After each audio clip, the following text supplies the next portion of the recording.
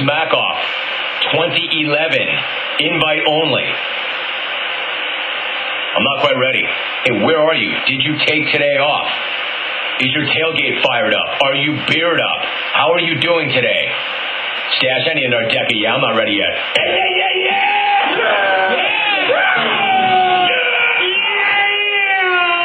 Now I'm ready. Now I'm ready, and I can't think of a better way to start this thing off. I've been looking for this guy. I don't know what happened to this guy. I do know he won this whole thing in 2002. He's got a lifetime exemption. You know him. He's got a palatial estate. He's got the pipes to match. He's got the rocket wife, the green jacket. He's got everything that we all want. You remember this guy. For all you bottom feeders out there in radio land, all you inferior specimens, all you toolboxes, all you hayseeds and huckleberries, and especially all you softball Canadian clones who couldn't for one day walk in my shoes, I say this to all of you collectively. Step your game up. I'd given up on this guy. People said he moved. People said all sorts of crazy things. I had lost track of him. I don't remember the last time he called, and he was the first one through. Bidding to go wire to wire, looking for his second Smack-Off title ever, we go to Richmond. Kicking off the 2011 Smack-Off, none other than Jeff in Richmond is back, the former champ. My man Jeff, what is up? Jim, thanks for the vine, and thanks for the time. And let me first of all say, Jim, to the millions and the millions of my peeps, Jim, across the fruited plain, Jim, that finally, Jim, the dirtiest player in the game has come back to the jungle.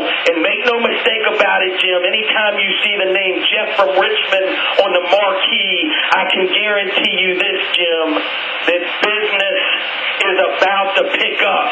Jim, I want to start things off by referencing the words of the late great actor Jim Heath Ledger.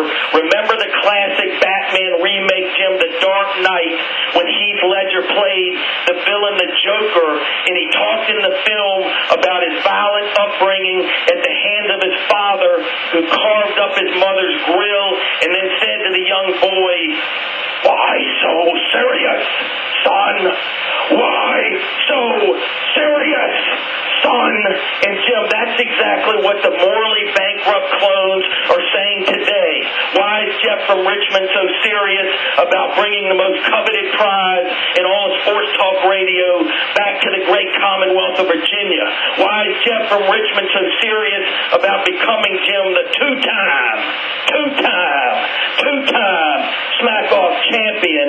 Why is Jeff from Richmond so serious, Jim, about being recognized as the only legitimate sports radio god in this industry? Well, clones, the answer's quite simple, because that's how I roll. Moving along, Jim, I want to call out some pro athletes who've been producing crops of illegitimate children at alarming rates. Number one, Jim, Baltimore Ravens linebacker Ray Lewis, 6'4", 6 kids, 4 different women. Memo to Ray Ray, feel free to put on a hat. Number two, Jim, former Chicago Bulls baller Jason Caffey, 10x8, Jim, 10x8. It appears Jay Caffey's true passion, Jim, is not round ball, but impregnating an army of random skanks. Number three, Jim, the new superstar to this infamous club, NFL defensive back Jim Antonio Cromartie. At the tender age of 25, 7x5. Jim A. Cromartie is obviously weak on his prevent defense on and off the field. And finally, Jim, number 4, Denver Bronco running back Travis Henry, Jim, 9x9, all by the age of 28. My prediction for T. Henry is this, Jim. By the age of 30, T. Henry will have enough illegitimate kids to form an entire NFL defense, And listen to this stat, Jim. The only NFL running back in history who will have more children per year than yards per carry. Next topic, Jim. We're celebrating the 15-year anniversary this week, Jim, of the gift that just keeps on giving, Jim. That's right, Jim. Viagra, the little blue miracle. Remember to all you crank meds, Viagra, Cialis, Levitra, Insight. Stop running those cheesy TV commercials on my TV about more size and better performance, and stop forcing me to explain to our 11-year-old daughter what ED is. I'm sick of it, Jim. I would be just fine if I never, and I mean ever, heard one of those cheesy commercials again. And one final point, Jim. The media's running this today. 90-year-old Playboy magnate Hugh Hefner has taken so much Viagra in his lifetime, Jim, that when he's buried, they're going to have to keep his casket top open. In closing, Jim, the more things change, the more things remain the same. Every morning, Jim, I roll out of the rack and I enjoy the fit and feel of a $3,000 custom-made Armani suit.